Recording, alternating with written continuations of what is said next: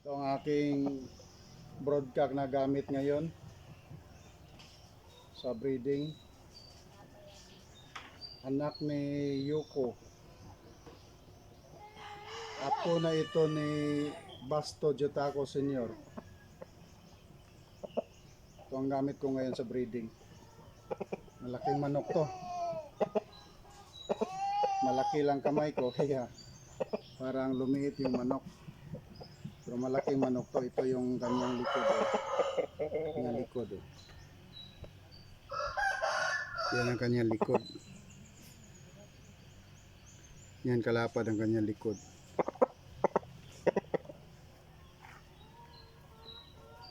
Ito siya.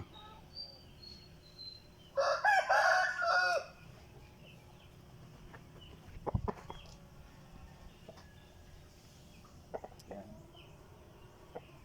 Naw lang.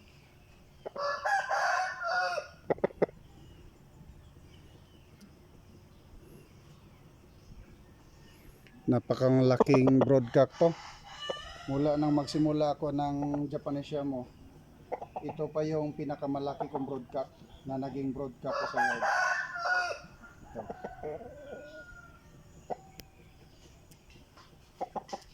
Pinakamalaking manok sa yard ko.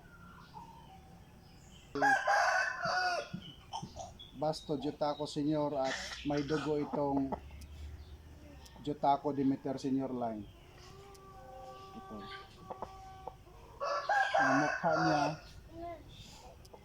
mukha ng Jutako Demeter hasta yung comb niya